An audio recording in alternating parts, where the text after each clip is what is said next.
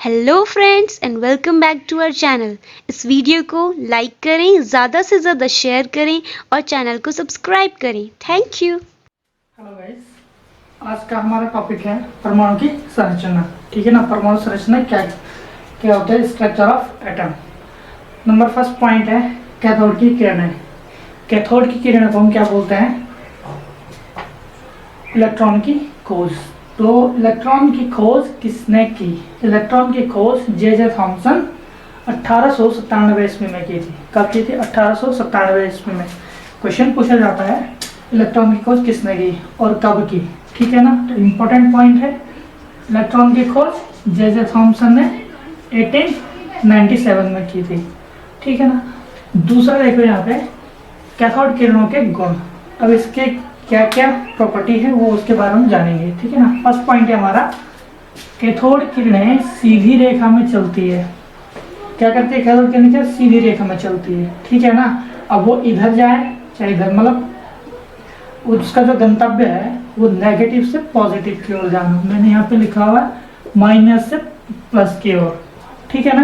यानी negative charge से positive charge की ओर जो भागता है वो कैथोड किरणें है। ठीक है ना। देखिए यहाँ पे अपने मार्ग में रखी अपारदर्शी वस्तुओं की छाया कैथोड किरणें सामने आने वाली दीवार पर उत्पन्न होती है। किसके उत्पन्न होती है? सामने, उसके सामने जो दीवार आती है उसके सामने उत्पन्न हो जाती है। ठीक है। हो गया फर्स्ट पॉइंट कंप्लीट। नेक्स्ट पहली बात ये कि कैथोड जो किरण होती है वो सीधी रेखा में चलती है। क्वेश्चन आ जा सकता है। ठीक है ना।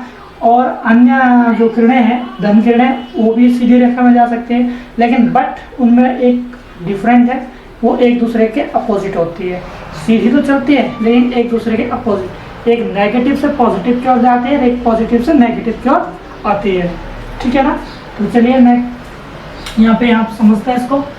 कैथोड किरणें उच्च वेग से गतिमान छोटे छोटे द्रव्यमान युक्त कणों से मिलकर बनी होती है। इंपॉर्टेंट पॉइंट है, वही जो चीज़ें इंपॉर्टेंट होती है जहाँ से क्वेश्चन आ सकता है वही चीज़ें मैं यहाँ पे नोट करके रखता हूँ। ठीक है ना। और जो सिलेबस के अकॉर्डिंग जो पॉइंट दे रखे हैं वही मैंने यहाँ पे नोट करके रखे हुए हैं। ठीक है बच्चों। और दूसरी बात ये है कि आने वाले, अभी तो ये यूकेएसएससी बंद होकर चल रहा है, इसके जो आने वाले एग्ज़ाम हैं सिविल से, क्या बोलते हैं उसको, आर्मी वाला जो एग्ज़ाम है उसकी भी हम तैयारी करवाएंगे। यहाँ पे आने वाले जो उत्तराखंड ग्रुप सी के जो भी एग्ज़ाम होंगे उसके बारे में हम पूरी तैयारी की, मतलब पूरा वीडियोस आप लोगों को उपलब्ध करवाऊंगा। ठीक है ना। तो चलिए इसको ज़रा देखते हैं कि क्या यहाँ पर बता रहे हैं। दूसरा थर्ड पॉइंट देखिए, कैथोड किरणें विद्युत चुंबकीय क्षेत्र में विक्षेपित होती है। कौन से क्षेत्र में? विद्युत व चुंबकीय क्षेत्र में क्या होती है? विक्षेपित हो जाती है। ठीक है ना। फोर्थ पॉइंट, ये किरणें उच्च गलनांक की धातु से टकराकर एक्स किरणें उत्पन्न करती है। देखिए यहाँ पे इंपॉर्टेंट पॉइंट है कि एक्स किरणें कब उत्पन्न होती है? जब कैथोड किरणें उच्च गलनांक की धातु से टकराती है तब वो एक्स किरणें उत्पन्न करती है। देखिए इंपॉर्टेंट पॉइंट, ध्यान देने वाली बात है कि कैथोड किरणें जब उच्च गलनांक वाली धातु से क्या होगी? टकराएगी तो एक्स किरणें उत्पन्न होगी। ठीक है ना बेटा। चलिए नेक्स्ट पॉइंट देखते हैं। यहाँ पे ये भी इंपॉर्टेंट पॉइंट है। नेक्स्ट पॉइंट देखिए, ये किरणें कांच की नली से टकराने पर, देखो सारे पॉइंट है अपने आप में इंपॉर्टेंट है। ठीक है ना। ये किरणें कांच की नली से टकराने पर हरे रंग की स्फुर दीप्ति उत्पन्न करती है। क्या उत्पन्न करती है? हरे रंग की स्फुर दीप्ति उत्पन्न करती है। ठीक है ना। आगे समझ में, कांच की नली में। ओके। 6 पॉइंट है, ये भी इंपॉर्टेंट पॉइंट है कि कैथोड किरणें कांच की नली से टकराने पर कौन से रंग उत्पन्न करती है? तो हमने आंसर होगा वहां पे हरे रंग की स्फुर दीप्ति उत्पन्न करती है। ठीक है ना। क्वेश्चन बन सकता है। ठीक है। नेक्स्ट देखिए यहाँ पे, विभिन्न पदार्थों से निकलने वाली कैथोड किरणें समान होती है। ठीक है। क्या है? विभिन्न पदार्थों से निकलने वाली किरणें क्या होती है? समान होती है। एंड नेक्स्ट पॉइंट हमारा, ये किरणें फोटोग्राफिक प्लेट को प्रभावित करती है। कैथोड किरणें फोटोग्राफिक प्लेट को भी क्या करती है? प्रभावित करती है। ठीक है। नेक्स्ट पॉइंट हमारा, ये किरणें, इन किरणों की गतिज ऊर्जा अत्यधिक होती है। किसकी? कैथोड किरणों की गतिज ऊर्जा क्या होती है? अत्यधिक होती है। नेक्स्ट पॉइंट ये किरणें गैसों को आयनित कर देती है। कैथोड किरणें क्या होती है? गैसों को आयनित करती है। ठीक है ना। चलिए नेक्स्ट पॉइंट चलते हैं। धन किरणें पॉजिटिव रेज जो होती हैं उनको हम बोलते हैं प्रोटॉन खोज, प्रोटॉन की खोज। ठीक है ना। अब जो धन किरणें जो कैथोड है हमारे पास, उनकी जो उसकी जो खोज किसने की? प्रोटॉन की खोज किसने की? गोल्डस्टीन ने की। किसने की? गोल्डस्टीन। मैंने यहाँ पे लिख भी रखा है कि प्रोटॉन की खोज गोल्डस्टीन की। इंपॉर्टेंट पॉइंट है, एग्जाम में आते हैं, आप लोगों को पता होना चाहिए। ठीक है ना। और कब इसकी खोज की थी? 1886 ईस्वी में की थी। और जे थॉमसन ने इलेक्ट्रॉन की खोज कब की थी? 1897 में। और उससे पहले किसकी खोज की गई? धन किरणों की। ये जो क्वेश्चन है ना, ये जो खोज वाले जो क्वेश्चन है किरणों का, ये कभी कभी क्या होते हैं, वो उसमें दे देते हैं कि पहले किसकी खोज आए, फिर किसके, मतलब इनके एक उनको क्रम में रखना पड़ता है कि पहले कौन खोजेगा, फिर बाद में कौन, पहले धन किरणें आएगा, फिर दूसरा आएगा, फिर तीसरा आएगा। ठीक है ना। जैसे जैसे उनकी खोजें की उनको हम उसको आरोही क्रम या फिर उसको अवरोही क्रम में के लिए क्वेश्चन आ सकते हैं। ठीक है ना। तो देखिए यहाँ पे इम्पोर्टेंट है 1886 और 1897 में ये जे थॉमसन है, ये गोल्डस्टीन ने किया था। ठीक है ना। अब देखिए इन्हें कैनोल किरणें भी कहते हैं। किसको? धन किरणें जो है उनको हम कैनोल किरणें भी कहते हैं। और प्रोटॉन की जो त्रिज्या होती है, जो प्रोटॉन की जो रेडियस होता है, वो 10⁻⁻13 सेंटीमीटर। कितना? 10⁻⁻13 सेंटीमीटर। ओके स्टूडेंट, चलिए नेक्स्ट चलिए इसके प्रॉपर्टीज की क्या क्या है इंपॉर्टेंट प्रॉपर्टी। पहले देखिए कि धन किरणें एक सीधी रेखा में, देखिए यहाँ पे कैथोड किरणें भी सीधी रेखा में जाती है और धन किरणें भी सीधी रेखा में जाती है। बट ये दोनों तो क्या जाती है? सीधी जाती है, लेकिन एक दूसरे के अपोजिट। अगर एक किरणें इधर जाएगी तो दूसरी इधर आएगी। ठीक है ना। अगर ये ऐसे जाएगी तो ये ऐसे आएगी। ठीक है ना। यानी एक नेगेटिव से पॉजिटिव की ओर जाएगी और दूसरी पॉजिटिव से नेगेटिव की ओर जाएगी। ठीक है ना। ये सिंपल सा उदाहरण है आपको, जैसे मोबाइल की बैटरी होती है ना, मोबाइल की बैटरी, तो मोबाइल की बैटरी में क्या होता है, उसमें भी पॉजिटिव नेगेटिव पार्टिकल्स होते हैं। ठीक है ना। तो जब हम बैटरी को चार्ज करते हैं तो नेगेटिव पॉइंट पॉजिटिव की ओर भागने लग जाते हैं। समझ में आ रही बात? यानी बैटरी हमारी चार्ज हो जाती है। और जब हम उस बैटरी को यूज करते हैं तो क्या होता है कि जो पॉजिटिव जो चार्ज होता है वो नेगेटिव की ओर जाने लगते हैं। अरे ना बात समझ में? यानी बैटरी आपकी लो होने जा रही है। समझ गया ना। तो वही बात है यहाँ पर भी है, आप समझ सकते हैं, समझ में। यहाँ पे देखिए नेक्स्ट पॉइंट है हमारे पास है सेकंड पॉइंट, धन किरणों का वेग कैथोड किरणों के वेग से कम होता है। ये अत्यधिक होता है और ये इसके कम होता है। ठीक है ना। ये इससे थोड़ा कम हो जाता है। दूसरा, धन किरणें भी प्रतिदीप्ति और स्फुरदीप्ति उत्पन्न करती है। देखिए यहाँ पे कैथोड किरणें ओनली हरे रंग की स्फुरदीप्ति उत्पन्न करती है और ये दोनों करती है, ये प्रतिदीप्ति भी और स्फुरदीप्ति भी उत्पन्न करती है। कौन सी? धन किरणें। ठीक है। नेक्स्ट पॉइंट है फोटोग्राफी को प्रोवाइड करती है। ये भी करता है, ये भी करता है, दोनों में सेम पॉइंट है। ठीक है ना। तो चलिए देखिए यहाँ पे अब कुछ इंपॉर्टेंट पॉइंट है जो मैंने यहाँ पे नोट करके रखा हुआ है कि यद्यपि कैनोल किरणों को एनोड किरणें भी कहा जाता है, परंतु ये एनोड से उत्पन्न नहीं होती है। ठीक है ना। किससे उत्पन्न नहीं होती है? एनोड से उत्पन्न नहीं होती है तो एनोड है, कैनोड है तो क्या है? कैनोड है। कैनोल किरणों को हम एनोड तो कहते हैं। एनोड क्या होता है? पॉजिटिव होता है। और लेकिन पॉजिटिव तो है, लेकिन ये उत्पन्न कहाँ से होता है? नेगेटिव से होता है। अरे ना बात समझ, ऊपर मैंने पॉइंट लिखा हुआ है, आप वहां से समझ जाओ। दूसरा नेक्स्ट पॉइंट है नोट करने वाला, क्योंकि माइनस, देखिए यहाँ पे 1.603 × 10⁻⁻19 न्यूनतम ज्ञात आवेश है। जो चार्ज है, एक चार्ज होता है वो इतने बराबर होता है, अतः इसकी एक इकाई ऋणावेशित कहते हैं। इसकी जो इकाई है वो उसको ऋणावेशित कहते हैं, तथा इसी के आधार पर इसको पॉजिटिव 1.603 × 10⁻⁻19 को इकाई ऋणावेश भी कहते हैं। जितना उसका नेगेटिव इलेक्ट्रॉन्स होगा उतना ही उसका पॉजिटिव इलेक्ट्रॉन्स भी होगा। पॉजिटिव में उसकी वैल्यू पॉजिटिव मानी जाएगी, नेगेटिव के लिए नेगेटिव मानी जाएगी। ठीक है ना स्टूडेंट। तो चलिए हम नेक्स्ट पॉइंट पे चलते हैं। आने वाला जो हमारा नेक्स्ट पॉइंट है वो है बच्चों न्यूट्रॉन की खोज। अब न्यूट्रॉन की खोज किसने की? कैसे और उसके बारे में इसकी चर्चा करते हैं। न्यूट्रॉन की खोज की किसने? चैडविक ने, ठीक है ना। कब किया था? 1932 में, ठीक है ना। तो चलिए हम इसके बारे में आगे पढ़ते हैं।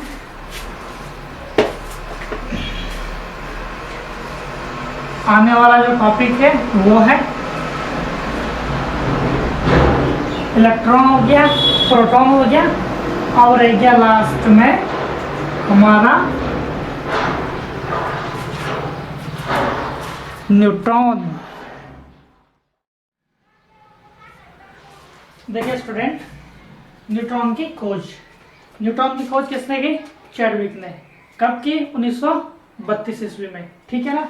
अब हम यहाँ पे न्यूट्रॉन की विशेषताएं देखते हैं, वहाँ पे क्या क्या इंपॉर्टेंट पॉइंट है। देखिए यहाँ पे कि विद्युत उदासीन होने के कारण ये विद्युत तथा चुंबकीय क्षेत्रों में विक्षेपित नहीं होती है, ठीक है ना। पहले वाली जो किरणें थी उनमें विक्षेपित हो जाती थी, लेकिन ये विक्षेपित नहीं होती है। किसके कारण? उदासीन होने के कारण। विद्युत उदासीन होने के कारण ये विद्युत तथा चुंबकीय क्षेत्र में विक्षेपित नहीं होती है। पहला तो इंपॉर्टेंट पॉइंट यहाँ से ये है। दूसरा देखो यहाँ पे इनकी त्रिज्या लगभग 10⁻⁻13 सेंटीमीटर होती है। बात वही जो पहले वाले में थी।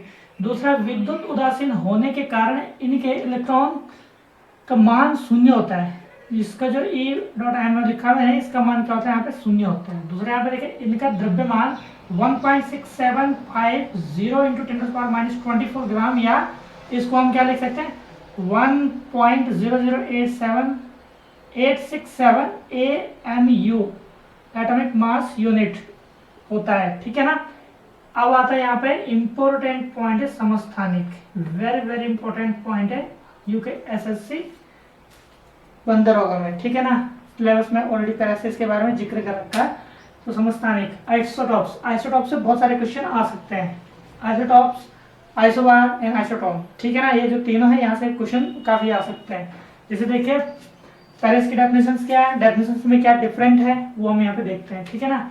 समस्थानिक क्या होते हैं कि एक ही तत्व के हुए परमाणु जिनकी परमाणु संख्याएं समान होती है। देखिए परमाणु संख्या समान होगी, लेकिन द्रव्यमान संख्या क्या होगी? भिन्न होगी। किंतु द्रव्यमान संख्याएं क्या होगी? इसकी भिन्न होती है, समस्थानिक कहलाते हैं।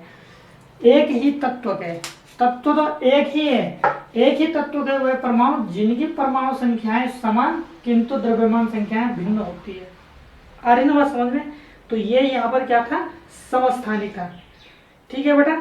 जैसे आप मान के चलो कि क्लोरीन है, क्लोरीन के, चलो वो हम बाद में बात करते हैं। नेक्स्ट पॉइंट यहाँ पे देखिए समस्थानिकों के गुण।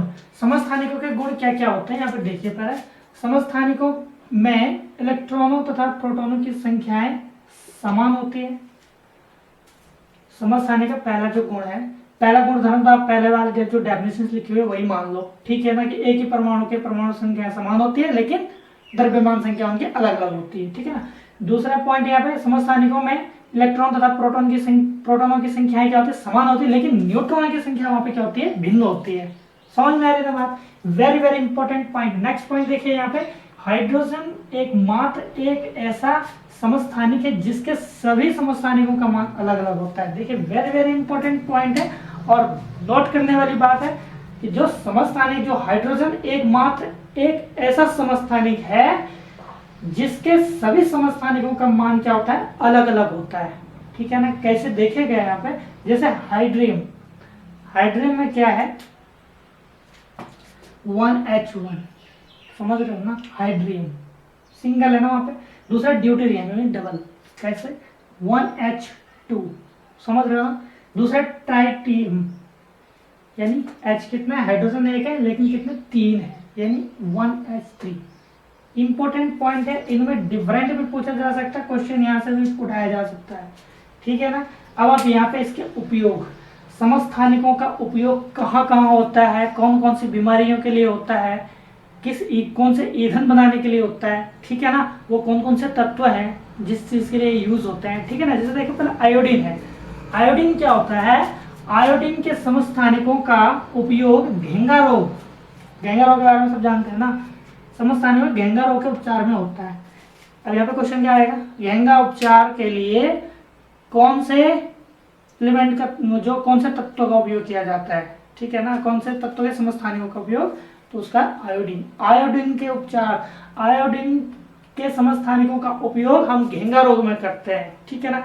नेक्स्ट पॉइंट है यहाँ पे कैंसर के उपचार। अब देखिए कैंसर के उपचार में, कैंसर के उपचार में कोबाल्ट का उपयोग किया जाता है। किसके उपयोग में, कोबाल्ट के समस्थानिकों का उपयोग होता है किसके उपचार में, कैंसर। देखो कितनी बड़ी बीमारी है आज की डेट में, ठीक है ना। तो कोबाल्ट से उस रोग को रोका जा सकता है। समझ में आएगा ना बात। चलिए नेक्स्ट पॉइंट उठा के देखते हैं यहाँ से क्या है। जीवाश्म की आयु सीमा ज्ञात करने के लिए, जीवाश्म की आयु सीमा ज्ञात करने के लिए कार्बन के समस्थानिक, कार्बन के समस्थानिक, अब कार्बन के कौन सा समस्थानिक है, C14 का उपयोग करते हैं, ठीक है ना। C14 का उपयोग कहाँ किया जाता है, जीवाश्म के, जो जीवाश्म के आयु सीमा के लिए, ठीक है। नेक्स्ट पॉइंट यहाँ पे देखिए, परमाणु रिएक्टर में यूरेनियम के एक समस्थानिक, यूरेनियम का जो एक समस्थानिक है यानी यूरेनियम 235 का उपयोग ईंधन के रूप में होता है। किसके रूप में होता है, ईंधन के रूप में। ईंधन के रूप में किसको उपयोग किया जाता है, यूरेनियम 235, ठीक है। अब देखते हैं यहाँ पे संभारिक। अब संभारिक क्या है मित्रों, वे तत्व जिनकी द्रव्यमान संख्याएं समान होती है किंतु परमाणु संख्याएं भिन्न होती है। परमाणु संख्या यहाँ पर भिन्न है और द्रव्यमान संख्या यहाँ पर एक जैसी है, ठीक है ना। जैसे यहाँ पर परमाणु संख्या और द्रव्यमान संख्या कैसे थी, ये हमारे पास द्रव्यमान संख्या इसकी 1 है, यहाँ 2 है, यहाँ 3 है, लेकिन परमाणु संख्या इनके समान है, ठीक है। अब यहाँ पर क्या है, परमाणु संख्याएं अलग अलग है, द्रव्यमान एक जैसा है। जैसे पहले यहाँ पर देखिए ऑर्गन, ऑर्गन की परमाणु संख्या 8 है और द्रव्यमान संख्या 40 है। वैसे यहाँ पे पोटेशियम का देख ले के पोटेशियम का परमाणु संख्या 19 है, द्रव्यमान संख्या 40 है। वैसे यहाँ पे देखिए कैल्शियम का परमाणु संख्या 20 है और इसका द्रव्यमान संख्या 40 है। तो यानी देखेंगे 40 की द्रव्यमान संख्या क्या है, सबकी समान है, लेकिन परमाणु संख्या इनकी अलग अलग है। तो ठीक है दोस्तों, ये तो हो गया हमारा संभारिक आइसोबार, ठीक है ना। वे तत्व जिनकी द्रव्यमान संख्या समान और परमाणु संख्याएं भिन्न होती है संभारिक कहलाता है, ठीक है ना। तो अब आप लोग समझ में आया होगा कि फर्स्ट पॉइंट हमारा क्या है, न्यूट्रॉनों की खोज किसने की, चैडविक ने की। कब की, 1932 में की, ठीक है ना। विशेषताएं हैं मैंने आपको बता दिया, आप इसको नोट कर सकते हैं, ठीक है ना। तो हम नेक्स्ट पॉइंट की ओर चलते हैं, संभारिक के गुणों की विशेषताएं, ठीक है मित्रों। अब चलते हैं संभारिक के विशेषताएं, इनकी जो विशेषताएं होती है उसके बारे में हम चर्चा करेंगे, ठीक है। चलिए स्टार्ट।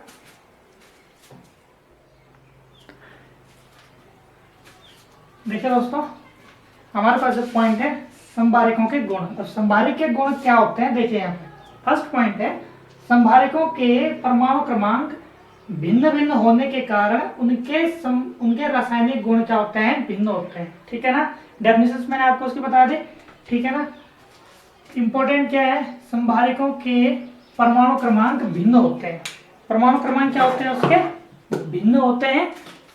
भिन्न होने के कारण उनके रासायनिक गुण भी क्या होते हैं, भिन्न होते हैं, ठीक है ना। परमाणु क्रमांक अगर अलग अलग है तो रासायनिक गुण भी उसके क्या होंगे, अलग अलग होंगे, ठीक है ना बेटा। नेक्स्ट पॉइंट है सेकंड पॉइंट, आवर्त सारणी में संभारिकों का स्थान भी भिन्न भिन्न होता है। जो आवर्त सारणी है ना, उसमें भी संभारिकों का जो संभारिक जो तत्व होते हैं उनका वहां पर स्थान भी क्या होता है, अलग अलग होता है, ठीक है ना। नेक्स्ट पॉइंट देखिए यहाँ पे, संभारिकों में प्रोटॉनों एवं न्यूट्रॉनों की संख्या का योग समान होता है। संभारिकों में प्रोटॉन और न्यूट्रॉनों का न्यूट्रॉनों की जो संख्या होती है वो समान होती है, किंतु परमाणु क्रमांक यहाँ पे क्या होते हैं, इसके अलग अलग होते हैं, ठीक है ना। परमाणु संख्या उसकी अलग होगी और न्यूट्रॉन की और प्रोटॉनों की संख्या वहां पर क्या होगी, समान होगी, ठीक है ना। चलिए नेक्स्ट पॉइंट हमारे पास इंपॉर्टेंट है, सम न्यूट्रॉनिक, ठीक है ना। आइसोटॉन्स, आइसोटॉन्स क्या होते हैं कि विभिन्न तत्वों के वे परमाणु, देखिए यहाँ पे इंपॉर्टेंट चीज है, आप नोट कर लो, मैं भी यहाँ पे नोट कर रहा हूँ, ठीक है ना। विभिन्न तत्वों के वे परमाणु जिनके न्यूट्रॉनों की संख्या समान होती है, क्या होती है, तत्व तो क्या है, भिन्न भिन्न है, लेकिन उनके जो न्यूट्रॉन्स है वो क्या है, समान है। किंतु द्रव्यमान संख्या और परमाणु संख्या क्या उनकी अलग अलग होती है। परमाणु संख्या और द्रव्यमान संख्या अलग होती है, और सिर्फ समान क्या होती है, उनकी न्यूट्रॉनों की संख्या क्या होती है, समान होती है। उसको हम सम न्यूट्रॉनिक्स कहते हैं। जैसे यहाँ पर एग्जांपल मैं आपको बता दूं कि उदाहरण पे हमारे पास कार्बन ले लो, C6H14, परमाणु संख्या द्रव्यमान संख्या, परमाणु संख्या द्रव्यमान संख्या, ये क्या है, नाइट्रोजन ऑक्सीजन। अब यहाँ पे तत्व क्या है, CNO, पता है ना, कार्बन है, नाइट्रोजन और ऑक्सीजन है, ठीक है ना। अब द्रव्यमान देखिए यहाँ पे, कार्बन का द्रव्यमान संख्या है 14, इसका है 15 और ऑक्सीजन का है 16, ठीक है ना। अब परमाणु संख्या इसकी 6 है, इसकी 7 है और इसकी 8 है, लेकिन न्यूट्रॉन की संख्या इसमें भी 8 है, 8 है, 8 है। तो यानी न्यूट्रॉन की संख्या दोनों में क्या हो गई, समान हो गई, और परमाणु संख्या और द्रव्यमान संख्या दोनों क्या हो गई, भिन्न भिन्न हो गई। समझ में आ रही है बात। अब इसमें एक फॉर्मूला निकलता है कि न्यूट्रॉनों की जो संख्या होती है वो द्रव्यमान की संख्या माइनस परमाणु संख्या। आप माइनस करके देख लो, 14 में से 6 गया 8 बचेगा, 15 में से 7 गया 8 बचेगा, 16 में से 8 गया 8 बचेगा। समझ में नहीं, मतलब इनको माइनस करने पे द्रव्यमान संख्या माइनस परमाणु संख्या बराबर न्यूट्रॉनों की संख्या, ठीक है। तो ठीक है बेटा, आज हमारी जो थीम थी मटेरियल्स, जो हमने स्टार्ट किया था पार्ट 1 2 3 4 से लेके, और ये जो पार्ट है हमारा, ये 7th C पार्ट है, ये आज यहाँ पे कंप्लीट हो गया। यानी ये केमिस्ट्री का पोर्शन था, ये आज मेरा कंप्लीट हो गया। आने वाला हमारा जो टॉपिक है वो होगा the fundamental unit of life, यानी बायो का पार्ट होगा। अब हम इसकी चर्चा नेक्स्ट आने वाले उसमें करेंगे। उसमें हम पार्ट 1A से शुरू करेंगे, क्योंकि वो बायो का पार्ट है, ये केमिस्ट्री का पार्ट है, इसलिए हमने इसको 7th C तक इसको रोक देंगे। उसके बाद जो नेक्स्ट पार्ट आएगा वो A से आएगा, ठीक है ना। या हम उसको कुछ अलग से नाम दे दे, मतलब कुछ नाम रखेंगे वहाँ पे, जैसे आप लोगों को